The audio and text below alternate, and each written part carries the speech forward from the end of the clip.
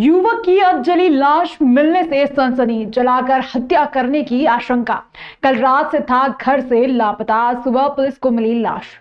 उज्जैन जिले के नागदा से कुछ ही किलोमीटर दूर बनबना रोड के समीप बंजर जमीन पर एक युवक की जली हुई लाश मिलने से सनसनी फैल गई। सुबह पुलिस को सूचना मिली तो मौके पर पहुंची युवक की पहचान नागदा मंडी थाने के समीप स्थित सुभाष मार्ग पर रहने वाले संजय राठौर के रूप में हुई। मृतक के भाई ने बताया कि रात 10 बजे से ही संजय का मोबाइल बंद आ रहा था। सुबह पुलिस से सूचना मिली।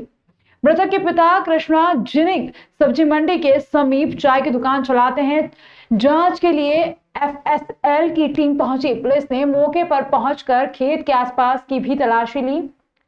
प्रथम जांच में मामला हत्या का लगता है। ये बनवनी रोड पर एक डेड बॉडी मिली थी। आके उसको देखा तो उसकी शिनाख्त संजय राठौर के रूप में हुई है, जो पालिया रोड नागदा में रहता था। इंदौर में रहने वाली 8 वर्ष उम्र की बच्ची के गले में सिक्का फंस गया था। 14 वर्ष बाद जब बच्ची 20 वर्ष की हुई तब डॉक्टरों ने उसके गले का ऑपरेशन कर सिक्के को निकाला। हैरान कर देने वाला मामला इंदौर निवासी मजदूरी करने वाले फकरू खान की बेटी के साथ हुआ। फकरू ने बताया कि बेटी नाजमीन जब 6 वर्ष की थी, उस दौरान बेटी ने चीज खाने के लिए 1 रुपए मांगे थे। मैंने उसे 1 रुपए का सिक्का दे दिया। कुछ देर बाद सिक्का उसने मुंह में रख लिया तो वो उसके गले में फंस गया, जिससे उसे घबराहट होने लगी। हमने उसे पीठ पर मारा। इस दौरान बेटी को वॉमिटिंग हुई और वो सामान्य हो गई। हमको लगा कि सिक्का उल्टी के साथ निकल गया है। उसके बाद उसे कभी दर्द नहीं हुआ। बच्चे के पिता ने बताया कि लगातार उसका वजन कम हो रहा था। हमने 2 जगह बेटी के टेस्ट करवाए। इस दौरान उसके पेट की सोनोग्राफी और गले का एक्सरे करवाया तो पता चला कि उसके गले में 14 वर्ष से 1 रुपए का सिक्का खाने की नली में अटका हुआ था। मंगलवार को नाजमीन का ऑपरेशन उज्जैन के एक निजी अस्पताल में किया गया, जो कि सफल रहा, जिसके बाद उसके गले में अटका 1 रुपए का सिक्का निकाल दिया गया। ये 6 साल की थी जब मैंने सिक्का फंसा लिया था। अब 30 साल के हुए, अब निकला मुझे। कैसे गया था ये मालूम नहीं कैसे चली गया था। छोटी थी जब मुंह में रखा तो अंदर ही चली गई। जांच कराई थी हमने खजराने में, यहाँ इंदौर में। वहाँ पर एक्सरे में आया, फिर यहाँ पर आया। खाने पीने में किस तरह की दिक्कत होती है? कुछ भी नहीं दिक्कत होती। अभी आप एकदम स्वस्थ महसूस कर रहे हैं? हाँ। और इस बच्ची थी तो हमने हाथ में दे दिया इसको, तो इसने भाई चटाई बिछाने में लगी तो वो मुंह में रख लिया। मुंह में से वो पेट में चल गया इसको। और फिर हम अस्पताल ले गया तो रास्ते में उल्टी हुई इसको, इसमें निकला नहीं वो, तो हमने सोचा कि निकल गया वो उल्टी में। हाँ, फिर वापस इसकी फिर यही नहीं करी हमने देख रेख की। फिर अभी कितने साल बाद ये करा? अभी 6-7 साल की थी, अभी 20 साल हो गई है, 12-13 साल जो भी हो गया। अब इसमें जब जानकारी करी तो अब निकला वो। ये दुबली हो ही जा रही थी, 20 साल की होगी, बड़ी नहीं हो रही, मोटी तगड़ी। तो फिर हमने सोचा कि क्या बीमारी है, तो इसका एक्सरा करवाया, सोनोग्राफी करवाई तो इसमें आया। तो फिर हमने यहाँ लाया कोशिश करके। देखिए, कल हमारे पास एक पेशेंट आई थी, उसकी उम्र 20 साल की थी। तो मेरे पास तो वो सब जांचें लेके आई थी। एक्सरे था, सीटी स्कैन था, एंडोस्कोपी की रिपोर्ट थी, जिसमें दिख रहा था कि कॉइन इसोफेगस के बीच वाले हिस्से में फंसा हुआ है। इसोफेगस मतलब खाने की नली। तो उसके पीछे की ये कहानी थी कि उसने कहा कि ये 12 साल पुराना है। तो सही में एक बात होती है कि 12 साल से कॉइन कैसे फंसा हुआ है। तो उसने कहा कि 12 साल पहले जब वो 8 साल की थी तब उसने गलती से निगल लिया था। फिर उस डॉक्टर के पास भी गए थे, एक्सरे भी कराया था, पर एक्सरे में नहीं आया। हो सकता है उस समय एक्सरे गले का हुआ हो और चूँकि कॉइन थोड़ा नीचे था तो आया नहीं होगा। तो उस समय उन लोगों ने सोचा कि कॉइन तो निकल गया है। तो कुछ चेकअप वगैरह नहीं हुआ और उसको प्रॉब्लम नहीं था, खाती पीती थी, बस थोड़ा ये था कि कुछ ठोस खाने में दिक्कत कभी आती थी। फिर बीच में हुआ कि उसका वज़न बढ़ नहीं रहा था, तो उसके घर वालों ने सोचा कि एक चेकअप कराते हैं। तो इंदौर में ही वो डॉक्टर साहब के पास गए जनरल चेकअप कराने, थायराइड का चेकअप कराने, तो उनने एक्सरे लिख दिया। अब वो एक्सरे में फिर ये कॉइन आया, चेस्ट एक्सरे में, कि कॉइन फंसा हुआ है। फिर उनने कंफर्म करने के लिए सीटी स्कैन कराया, फिर अपर जीआई एंडोस्कोपी मतलब खाने की नली की एंडोस्कोपी द्वारा जांच कराई, तो उसमें पाया गया कि कॉइन फंसा हुआ है। अब वो कॉइन वहाँ क्यों नहीं निकल पाया या जैसा भी है, पर उसके बाद कहीं से पता चला होगा तो हमारे पास आया पेशेंट, हमने उनको एडमिट किया और आज सुबह 10 बजे रात में पूरा खाली पेट रखने के बाद बेहोश करके दूरबीन द्वारा खाने की नली में अंदर जाके वो कॉइन को निकाला। जब हमने निकाला तो उसमें पता चला कि कॉइन जो था वो खाने की नली की अंदर वाली झिल्ली से चिपका हुआ था। मतलब अपने को लग रहा है ना कि 12 साल से क्यों नहीं निकला, और रियली ये मैं इतने करीब 30 साल की प्रैक्टिस में फ़र्स्ट टाइम देख रहा हूँ कि ऐसा कोई केस आया कि 12 साल से कॉइन फंसा हुआ। तो उसका पता चला कारण अपने को कि वो खाने की नली की जो अंदरूनी झिल्ली रहती है उससे चिपक चुका था पूरे, जिसको हम एडिशंस बोलते हैं, एडिशंस हो गए थे, इस कारण वो नीचे नहीं जा पा रहा था। तो निकालने में भी थोड़ी दिक्कत गई लेकिन निकल गया, और वहाँ थोड़ी स्कारिंग थी तो कॉइन हमने निकाल दिया है बेहोश करके, और उसके बाद पेशेंट अभी स्वस्थ है और खाना पीना भी उसको चालू करा दिया है। थाना नानाखेड़ा क्षेत्र आनंद नगर में एक खाली प्लॉट पर गाय के बछड़े के कटे पटे होने की सूचना हिंदू संगठन को लगी तो मौके पर पहुंचकर बजरंग दल एवं विश्व हिंदू परिषद के कार्यकर्ताओं एवं पदाधिकारियों ने किया हंगामा। हिंदू संगठन ने नानाखेड़ा थाने पर स्थित हनुमान मंदिर पर हनुमान चालीसा का पाठ भी किया और बताया कि पुलिस को ऐसे मामले में कड़ी कार्रवाई असामाजिक तत्वों पर करने के लिए सद्बुद्धि मिले प्रार्थना की है। एएसपी जयंत सिंह राठौर ने बताया कि मौके पर पहुंची पुलिस टीम ने गाय के बछड़े को पीएम के लिए पहुंचाया और मामले को संज्ञान में लिया है, जांच की जा रही है।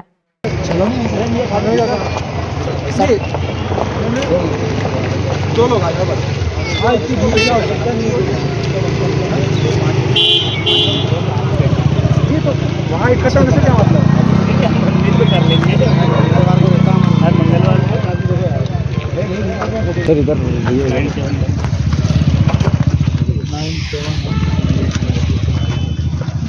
हमने सभी ने आवेदन देने के बाद में थाने पे आवेदन देने के बाद में थाने पे ही प्रशासन और उसकी व्यवस्थाओं को सुविचार आए, उसी विषय में हम लोग सभी ने हनुमान चालीसा का पाठ किया है और परमात्मा हनुमान जी से विनती कर रहे हैं कि प्रशासन को और पुलिस प्रशासन को, जिला प्रशासन को ज्ञान आए कि अगली बार ऐसा धार्मिक नगरी में ऐसा कृत्य ना हो। प्रशासन को जो दुष्कर्मी हैं, विधर्मी हैं, जो असामाजिक तत्व हैं, जो यहाँ शहर की शांति नष्ट करना चाहते हैं, उनके खिलाफ जांच करके और एफआईआर दर्ज करवाने की मांग कर रहे हैं। आनंद नगर में कुछ गाय के बछड़े के अवशेष मिले हैं, जिसकी सूचना पे तत्काल पुलिस अधिकारी वहां पहुंचे थे। उनने उसको आगे पीएम करने के लिए पशु चिकित्सालय में भेजा गया है। उसका पीएम कराया जा रहा है। डॉक्टर द्वारा क्या रिपोर्ट दी जाती है उस पर आगे वैधानिक कार्रवाई की जाएगी। मौसम ने ली करवट, आज तड़के सुबह हुई रिमझिम बारिश। कल मौसम ठीक था लेकिन आज सुबह 5 बजे हल्की बारिश हुई और इसके बाद कोहरे जैसी स्थिति हो गई। इसके बाद में रिमझिम फुहार गिरती रही। मौसम में आज सुबह फिर बदलाव देखा गया। कल धूप खिल गई थी और आज तड़के से पानी बरसा। इसके बाद घना कोहरा छाया, लेकिन सुबह 11 बजे से फिर मावठे को बूंदाबांदी शुरू हो गई। वेधशाला अधीक्षक डॉक्टर आरपी गुप्ता ने बताया कि पश्चिमी विक्षोभ के कारण आज सुबह मौसम में नमी का स्तर 95% तक पहुंच गया और न्यूनतम तापमान 15.5 डिग्री पर आ गया था। इस कारण आज तड़के बारिश हुई और मौसम में नमी बरकरार होने के कारण शाम तक ऐसा ही मौसम रहने का अनुमान है। आज दिन का तापमान भी गिर सकता है। उन्होंने बताया कि अगले 2 दिन तक इसी तरह का मौसम रहेगा और रुक रुक कर मावठे की बारिश होगी। इधर मौसम में परिवर्तन के कारण आज सुबह जनजीवन प्रभावित हुआ है। पश्चिम विक्षोभ आया था, वो पहाड़ों पर बर्फबारी न देके मैदानी की तरफ हुआ था, जिसके कारण अरब सागर से एक ट्रफ लाइन पूरी बनी हुई थी, जिससे महाराष्ट्र, गुजरात, पश्चिमी मध्य प्रदेश और राजस्थान सभी जगह 8 से 10 जनवरी 2024 तक बारिश की संभावना व्यक्त की गई थी। 8 जनवरी को पानी गिरा था, 9 को सुबह से बहुत कोहरा था लेकिन दिन ठीक रहा और आज 10 को भी सुबह से बारिश हुई है। आगे जो फोरकास्टिंग है 10 के बाद अब मौसम क्लियर हो जाएगा, जो आज शाम तक या कल तक क्लियर हो जाएगा। उसके बाद उत्तरी ठंडी हवाएं आएंगी, जिस कारण हमारा तापमान तेजी से कम होगा। अभी हम देख रहे हैं कि अधिकतम और न्यूनतम तापमान, न्यूनतम बढ़ा हुआ है, अधिकतम भी उतना कम नहीं हुआ है क्योंकि बादल की स्थिति है। लेकिन जैसे ही बादल खुलेंगे तो तेज ठंडी हवाओं की स्थिति रहेगी, जिससे न्यूनतम तापमान काफी कम होगा। बारिश अब ज्यादा समय तक नहीं है, 8, 9, 10 3 दिन की फोरकास्टिंग थी, तो आज 10 तारीख हो गई है, तो कल तक मौसम खुल जाएगा। ये ठंडी हवाओं का क्रम अभी जारी रहेगा और ये बढ़ेगा। कल शाम को भी तेज हवाएं चली हैं और जैसे ही ये मौसम क्लियर होगा तो उत्तरी तेज ठंडी हवाएं आएंगी, जिस कारण ठंडक की स्थितियां बनेंगी। नगर पालिका निगम द्वारा आयोजित कार्तिक मेले के अंतर्गत स्वर्गीय भगत सिंह तोमर की स्मृति में आयोजित अखिल भारतीय कबड्डी प्रतियोगिता का समापन मंगलवार को सागर स्थित कुश्ती एरिना में हुआ, जिसमें टीमों के बीच कबड्डी का फाइनल मुकाबले खेले गए। विजेता टीम को ट्रॉफी के साथ 1 लाख रुपए से पुरस्कृत किया गया। कार्यक्रम के मुख्य अतिथि महापौर मुकेश चटवाल, निगम अध्यक्ष कलावती यादव, MIC सदस्य, जोन अध्यक्ष, पार्षद गण एवं संयोजक पार्षद दिलीप परमार मौजूद रहे।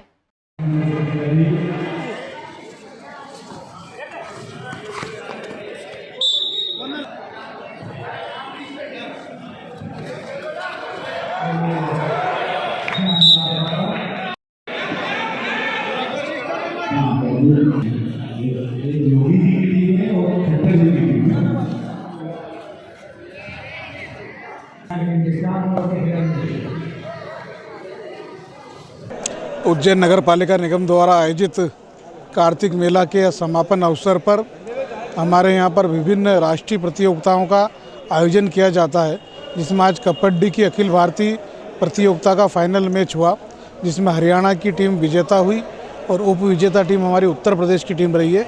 सारे देश भर की टीमें हमारे इस कबड्डी के आयोजन में सम्मिलित हुई थी। प्रथम विजेता को हमने 1 लाख रुपए का नगद पुरस्कार दिया है, साथ ही उपविजेता को 51,000 रुपये का नगद पुरस्कार दिया है और इसी प्रकार ये हमारा कबड्डी का मैच आज समापन हुआ। कार्तिक मेला उज्जैन नगर निगम का, उज्जैन का गौरव है, उसमें नगर पालिका निगम द्वारा ये मेला लगाया जाता है और इसमें विभिन्न खेलों को प्रोत्साहन देने के लिए खेल प्रतियोगिता की जाती है। उसी तारतम्य में ये अखिल भारतीय कबड्डी प्रतियोगिता और उसका आज फाइनल मैच हुआ, जिसमें हरियाणा और यूपी के टीमों ने भाग लिया और यूपी की टीम उसमें विजेता घोषित हुई, उसे 1 लाख रुपए का नगद पुरस्कार, और हरियाणा की टीम जो उपविजेता रही है उसे 51,000 का पुरस्कार दिया गया। मैं खेल के संयोजक इस समिति के सम्माननीय दिलीप परमार जी और नगर पालिका निगम की पूरी टीम को बधाई और शुभकामनाएं देती हूँ। जैसा कि हर वर्ष के अनुसार कार्तिक मेले में ये प्रतियोगिता होती है कबड्डी, अखिल भारतीय कबड्डी की, और इस बार भी कार्तिक मेले में ये कबड्डी की प्रतियोगिता हुई और उसके बाद कुछ पानी वानी के कारण थोड़ा सा हमने ये कुश्ती एरिना में अखिल सागर पे लाए और बहुत बढ़िया तरीके से टूर्नामेंट हुआ। करीब करीब 16 टीमें आई थी यहाँ पर और 16 टीम में हमारे जो उत्तर प्रदेश और हरियाणा की टीम प्रथम पुरस्कार जीती है अभी और द्वितीय पुरस्कार अपने उत्तर प्रदेश जीती है। बाकी जितने भी टीमें आई बहुत बढ़िया तरीके से खेली है, क्योंकि यहाँ पे जितने भी कोच आए थे वो कोच ने अपने अच्छा इंटरेस्ट लेके वो टीमें खेली है। यहाँ के हमारे जो भोपाल के जगदीश जी शर्मा वो भी यहाँ मौजूद थे, हमारे कोच मनोहर गिरजे, गोपाल जी व्यास, ये सभी मतलब अपने टीम की तरह से सब लोग बहुत बढ़िया तरीके से टीम हुआ। मुख्यमंत्री लाडली बहना योजना अंतर्गत आज बुधवार दिनांक 10 तारीख को लाडली बहनों के खातों में आर्थिक सहायता राशि अंतर्गत कार्यक्रम का सीधा प्रसारण नगर निगम द्वारा समस्त जोन कार्यालय के साथ ही नगर निगम मुख्यालय में किया गया, जिसमें महापौर मुकेश चटवाल, निगम अध्यक्ष कलावती यादव, लाडली बहनाओं एवं पार्षदों की उपस्थिति में किया गया। साथ ही उपस्थित बहनों का स्वागत पुष्पमाला पहनाकर किया गया। त्योहार, पर्व, उत्साह, उमंग के साथ हमारे सारे लोगों को संचालित करते हुए दुनिया के सामने एक अलग रूप में लाते हैं। मैं आज के इस अवसर पर हमारे इस कार्यक्रम में मंच पर विराजमान महिला बाल विकास मंत्री श्रीमती निर्मला भूरिया जी के लिए आप अभिनंदन करें, उनका स्वागत करें। मंच पर ही विराजमान हमारे दूसरे मंत्री माननीय नारायण सिंह जी कुशवाहा जी बहुत अद्वितीय क्षमता के धनी, मैं उनका भी वंदन करता हूँ, अभिनंदन। की राशि आज ग्रहण की गई है और महिला सशक्तिकरण और मकर संक्रांति उत्सव इन दोनों कार्यक्रमों के लिए हम सब यहाँ मौजूद हैं। उन्होंने बताया हमको कि पूरा सप्ताह ये कार्यक्रमों का सप्ताह है, उसमें महिला सशक्तिकरण को लेकर विभिन्न विभागों के माध्यम से निचले स्तर से लेकर ऊपर तक विभागों में ये कार्यक्रम मनाए जाएंगे। कि हमारे मुख्यमंत्री भी उज्जैन के डॉक्टर मोहन यादव जी, जिन्होंने अभी राशि को हमारे खाते में डाल दी, तो एक बार हम जोरदार ताली बजा करके हमारे मुख्यमंत्री जी का स्वागत करें। साथ ही हमारे जो पूर्व मुख्यमंत्री शिवराज सिंह चौहान जी ने इस योजना को प्रारंभ किया था, वो सारी योजना को निरंतर भारतीय जनता पार्टी की सरकार चला रही है। और हमारे देश की यशस्वी प्रधानमंत्री नरेंद्र मोदी जी, जो नरेंद्र मोदी जी ने जब अपने भाषणों में बात करते हैं या उनकी योजनाओं की हम बात करें, तो हम सबके जीवन में मूलभूत परिवर्तन आए। शिवसेना इकाई के पदाधिकारी दिनेश प्रजापत, सुरेश चंद्र प्रजापत उज्जैन जिला प्रमुख द्वारा उज्जैन संभाग के कार्यकर्ताओं का सम्मेलन रखा गया, जिसमें प्रदेश अध्यक्ष सुरेश गुज्जर, प्रदेश प्रभारी थानेश्वर महावर, मध्य प्रदेश प्रमुख राजीव चतुर्वेदी सहित राष्ट्रीय सचिव कैप्टन अभिजीत शामिल हुए।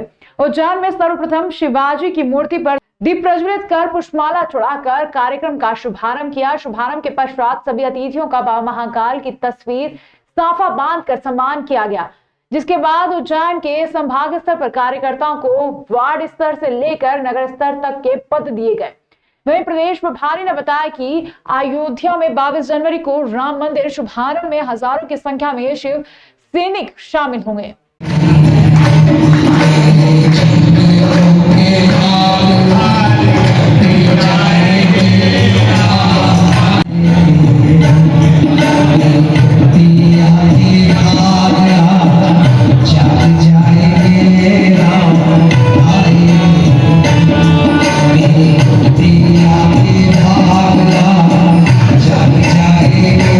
सचिव दिनेश प्रजापति जी से मैं अनुरोध करूंगा कि सर्वप्रथम शब्दों के माध्यम से यहाँ पर आप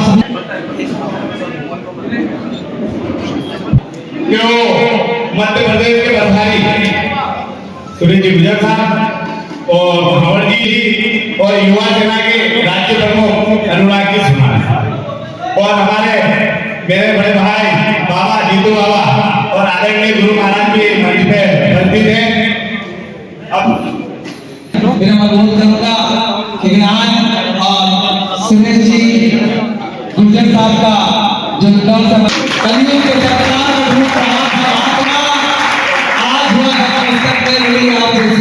ये कार्यक्रम हम लोगों ने जो है संभागीय कार्यक्रम रखा है और पूरे संभाग के अंदर जो उज्जैन संभाग का कार्यक्रम रखा गया है और हमारे दिनेश प्रजापति जी और हमारे यहाँ के जिला प्रमुख सुरेश जी, नगर प्रमुख, सभी के नेतृत्व में एक शानदार बहुत बड़ा कार्यक्रम रखा गया है संगठन को ताकतवर बनाने के लिए। आगे जैसे कि अभी आप लोग देख रहे हैं लोकसभा का चुनाव है, उस चुनाव के अंदर भी हम लोग शिरकत करेंगे और पूरी ताकत के साथ हमारे कैंडिडेट भी हम उतारेंगे। और शिवसेना एक ऐसी पार्टी है, माननीय एकनाथ शिंदे जी की जो शिवसेना है, आप देख रहे हैं कि शिवसेना असली में अगर कोई शिवसेना है तो एकनाथ शिंदे जी की शिवसेना है, क्योंकि धनुष बाण का चुनाव जो चिन्ह है वो भी हमको मिला है। तो पूरे प्रदेश के अंदर संगठन को हम मजबूत करने के लिए निकले हैं।